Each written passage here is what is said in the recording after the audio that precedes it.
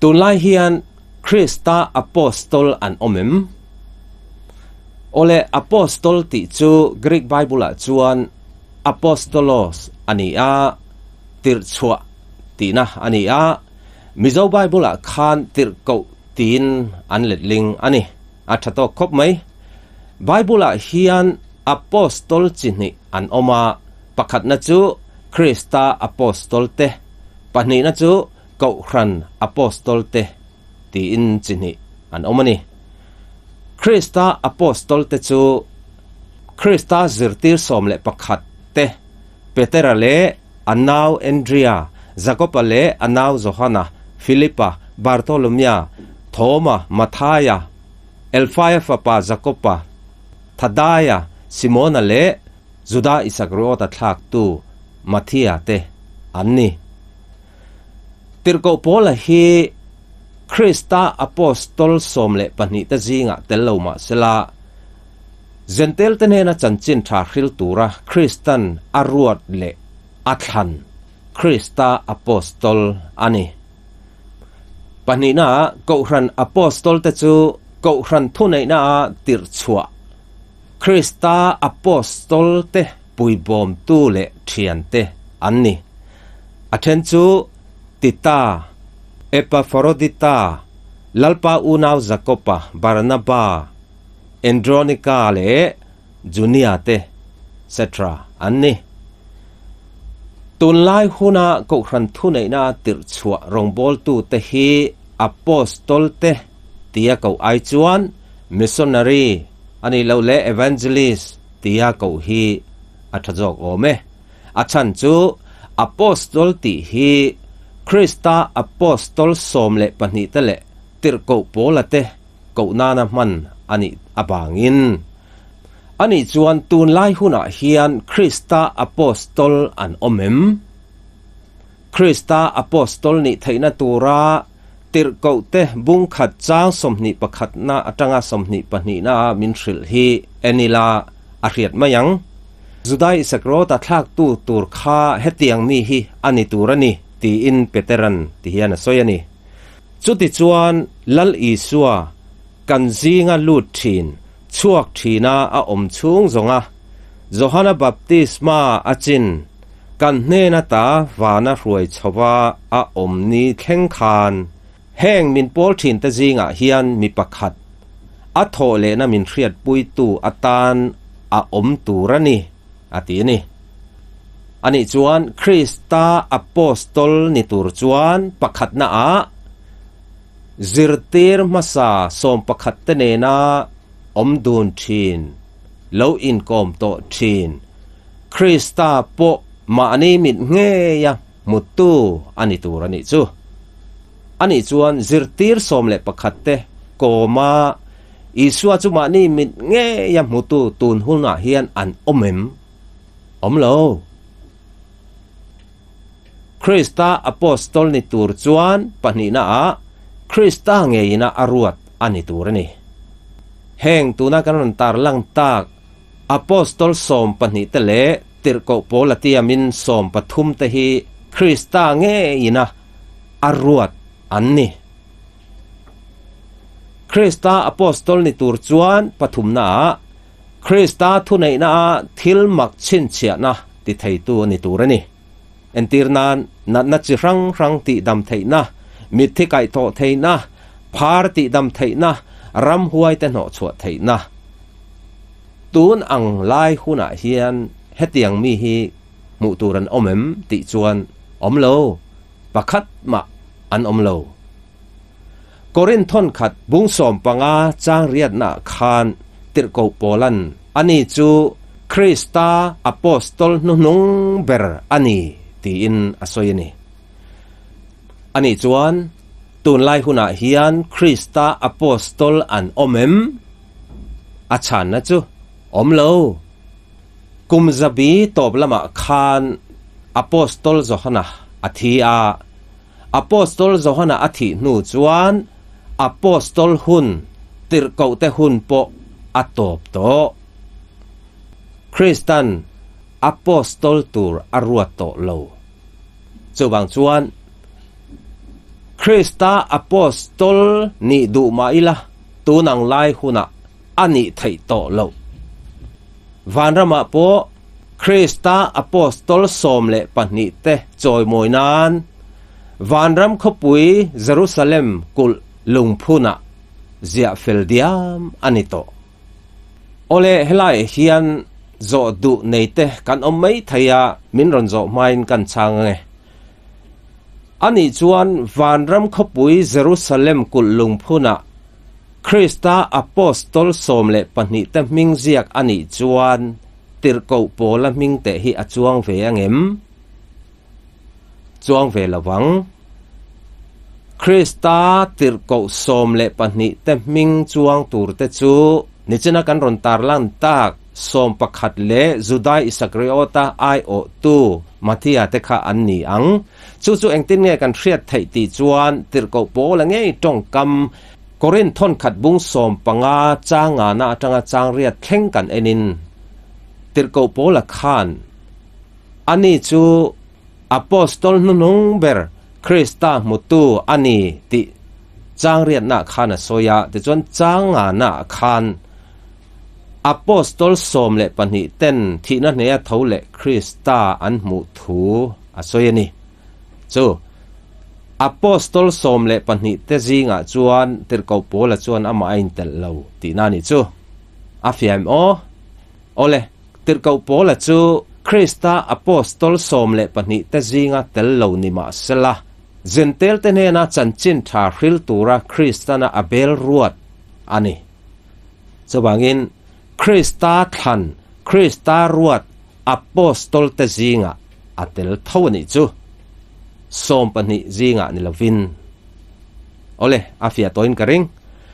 ani chuan heng Kristan Apostle mi som pathum athan te hi engatan nge ti chuan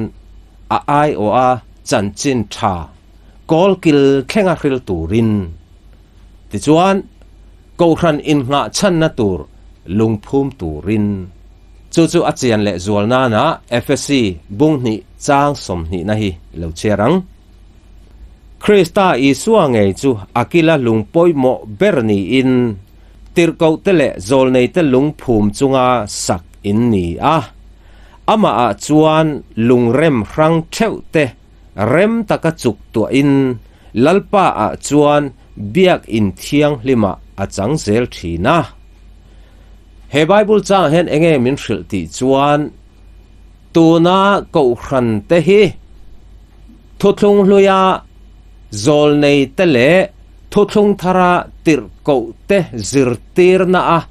rem chho le sak din kan ni ti min hril ani chu heng Kristana aruat le athan Apostol som pani le Tirhkohte la te hi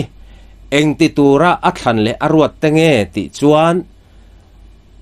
kol kil thenga chanchin tha hril tur le ko hran in nga chan na tur lungphum turin ko hran te in nga chan na tur thutak min pek na tura aruat te anni heng Kristana aruat le athan Tirhkohte som pathum te le an thian te atang hian Kristan athu kan hriat tur poimo zong zong ko hran en kol dan tur te kai hruai dan tur te ko hran thurin tur te khang kan mamo le kan tul zong zong kha anni mang hian Bible min lo pevek to ani chawangin tun ang hun laya hian zol nei emo Apostol emo ko hran kai hruai dan tur te min hril tur kan mamo to lo Bible Apostol te mangin Kristan min pevek to lalison min lo hrilok ange in hun mor lama chuan Krista ama derten lo chuak anga zol nei derte turil tu der tam takan lo chuak ang ati ang khan tuna hen kan tong mek ani ber mai Apostol in ti po hi ram fran frana mu tur an omnuk to ani tun huna Apostol in ti minglar deuh then khat te chu heng te hi an ni ilo hriat to thin te po an ni mai thei heng apostol in ti te hian Krista Apostle te ang khan thil mak chin chia na te kan ti turani ti in an ur hle maya thil mak ti lamte ma se Krista Apostle te nen chuan a in ang lawani hei hi apostol in ti Daldonado America ramamini ya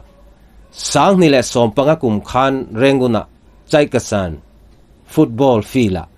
ti dam na le rong bol na arun neya mitam takinan pat na tuna heng tong thailo an lo tong thei ta an ti ta po hi an tong fi a chuam ya lawani ti chuan heng khumaron in zon lut dam lo te po hi an dam ti kan remya lo Tirhkohte thil ti bungkwa chang som thum pathuma tanga chang som thum le palina kan en chuan veteran kut kezeng kumriat lai khumamureng ai nia anti kha Krista mingina tong ta ya ti chuan thok le khata alo thowa a thangal tun laya apostol in ti te hian kut kezeng an tong tai saka thok le khata an dam ngal ti hi kan la rengai mia lo ani Tirhkohte petera khan thito dorki kha Krista mingin atong ta ya ti chuan akai thole ti Tirhkohte bungkwa chang somlina khan kan hmu ani Tirhkohte pola pon tlangwal eutuka in chong thumatanga tlahlum kha akai thole ti Tirhkohte bung somni chang kuana tanga soma khan kan hmu ani tun lai Tirhkohte in ti te hian mit thi an kai thoti kan la rengai mia lo hei hi Bethel Church Bill Johnson a kau krani a Bill Johnson hi tun laia New Apostolic Reformation a huai tu pakhatani hei tuna a kau krana hian naupang thi kha thole turin an tong tai ni ma se ti khop hian tong tai ma sela naupang te chu alo thole chuang lo nang te enge idin mun heng apostol derte hi tanin ani lo vegle an zinga te lo tel thinem i ria tur chu Kristan apostol som pani le Tirhkohte pola bak chu apostol dang arwa to lo apostol zohana athi khan apostol hun po atob dai to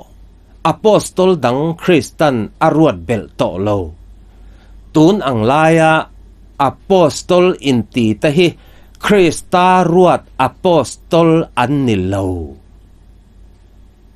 chawang chuan heng apostol derte hi tanin mo ringin mo ani lo vegle an zinga te ilo tel thin ani chuan mathaya bung sari chang somni pakhatanga somni pathuma lali suan ti hian warning ani lalpa mitina zong chu van rama an lut lawang kapa vanami du zong ti tu ero chu an lu tang chuminia chuan mitam takin lalpa imingin thu te kan soin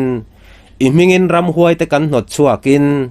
imingin thil mak tam tak kan ti thin lovem ni an lati ang chumi huna chuan nang ni thil sual ti te u ka hrengai lovat che u kanena ta kalbo ro ti in an ni chu kala hrilang heng apostol derte hi ilo tan thina ilo ring thina an zinga ilo tel thin ani chuan atlai ma hian simro heng apostol derte ilo tan thin na sual an zinga ilo tel thin na sual pathian dan ibo chiat na sual te kha hoisan la Krista panro chung isual na zong te chu Krista nena ngai dam dilla Bible Krista thu chau zom turin Krista chu lalle chandam tua ring la pomro thin lung chira anen pana isual te ngai dam dilla Krista thu chau Bible mi chau zom tura Krista chu lalle chandam tua irin chuan isual zong ngai damang chenga i thi huna po anena van rama a hruai nga lang che lalpan athu kan zatan malsom ro se